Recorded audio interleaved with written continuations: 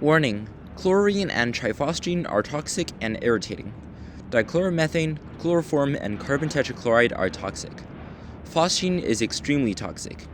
Wear respirators when handling them and perform the experiment outside. Hi guys, here is MIH. In my last video about the ketene lamp, I explained why I need to make some dehydrating agents. Acetic anhydride is obviously a candidate, but it didn't contain any chlorine in it, so it cannot be used to synthesize things like echochlorides and perform reactions like the Vosmeyer-Hack reaction. Common chlorinating agents such as thionyl chloride and phosphorus oxychloride are very difficult to buy or synthesize, but triphosgene can be easily synthesized by the chlorination of dimethyl carbonate, and it can replace most of thionyl chloride's use. Additionally, using triphosgene to chlorinate molecules leave a byproduct of carbon dioxide, which is much better to deal with than the sulfur dioxide or metaphosphoric acid released by thionyl chloride and phosphorus oxychloride. Of course, the main danger, or I like to say deterrence, that keeps triphosgene from being widely used is the fact that it can dissociate to phosgene, both on heating and during the reaction. Phosgene, needless to say, is a notoriously toxic chemical weapon. So I must emphasize again that you should be extremely careful when performing the reaction. The apparatus must be set up, run, and cleaned outside, and don't bring any unclean piece of glassware inside. Triphosgene is not really soluble in water, so directly washing the apparatus with water cannot eliminate all traces of triphosgene. An organic solvent such as ethanol containing a few % of water is most suitably used, as the water and ethanol can react with triphosgene and phosgene and convert them to innocuous products such as diethyl carbonate. Anyways, that's about it for safety issues, and now we can start our experiment. First, I set up a chlorine generator with a 1 liter flask and a pressure equalized dripping funnel, and connected to a flask via PVC tubing and a silicone stopper because I didn't find suitable glass adapters.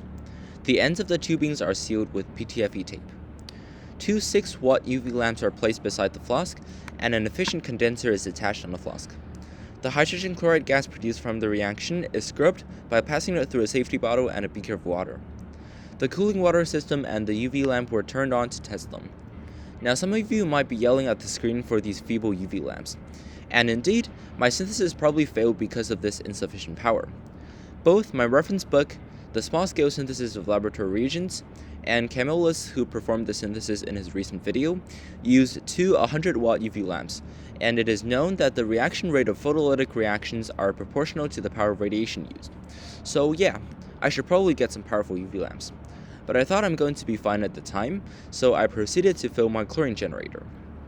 I'm running the reaction at 0.2 moles scale, meaning that I plan to add 0.2 moles of dimethyl carbonate and make 0.2 moles of triphosgene at the end. One dimethyl carbonate molecule requires 6 molecules of chlorine to fully chlorinate, so that is 1.2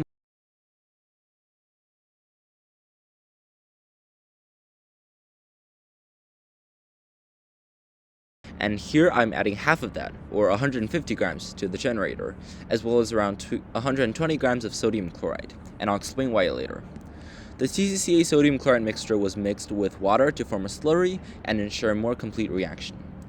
I then add around 120 grams of 85% sulfuric acid to the dripping funnel. I didn't have hydrochloric acid on hand, so I used the sodium chloride sulfuric acid method, which should also work, although not as well. After the generator was set up, I weigh out around 18 grams of dimethyl carbonate and mix it with 90 grams, around 1 mole of DCM, and added them to the flask. I used DCM here because I don't have carbon tetrachloride or chloroform, but the drawback is that it also consumes a lot of chlorine, so I need a much larger amount of chlorine to compensate, hence the large amount of DCC used earlier. But the point is that after one run, the DCM would be fully chlorinated into carbon tetrachloride, so I won't need the large chlorine excess in my second run. Anyways, when I think I'm ready, I started the chlorine generator by dripping the acid into the flask.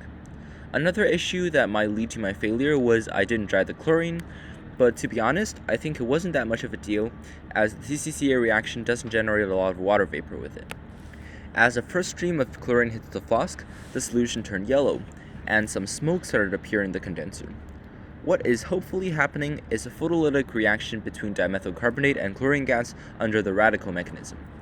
The use of chlorinated hydrocarbon as a solvent can help dissolve the chlorine gas and allow the reaction to run in liquid phase, which is much faster and more efficient than the traditional gas phase setup used in photolytic chlorination. Soon, hydrogen chloride started coming out of the tubing and dissolving in the water.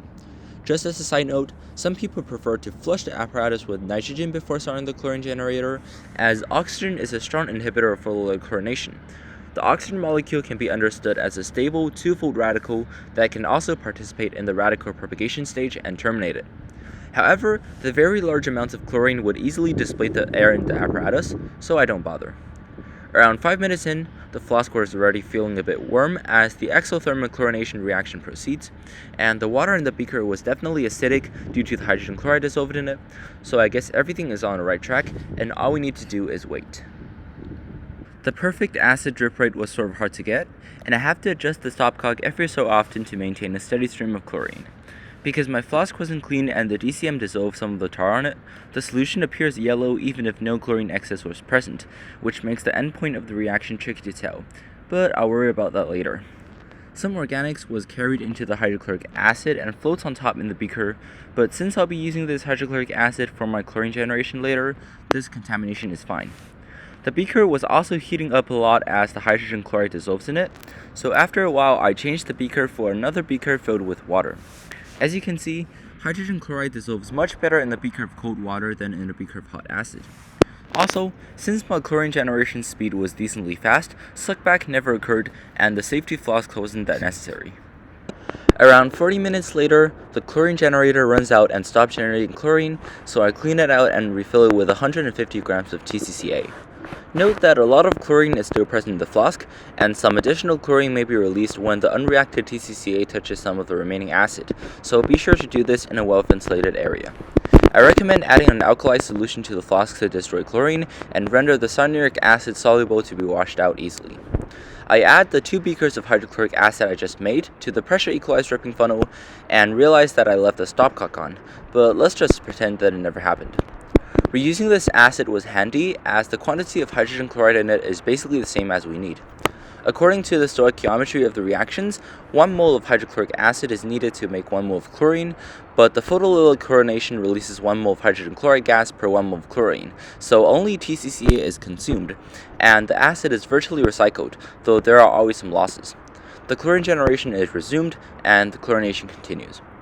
Around another hour since, a light green haze can be seen in the apparatus, which tells me that there is an excess of chlorine and the chlorination may be finished, although I knew later that the product was actually not fully chlorinated, and this extra chlorine present should be caused by the insufficient power of my UV lamp, as the more chlorine-heavy radicals get successfully more difficult to chlorinate.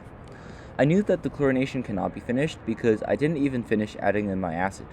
The acid and TCC amount represent a roughly 20% excess of chlorine, which was reported to be necessary for the chlorination to be complete, so the chlorination shouldn't be complete if I haven't yet added everything.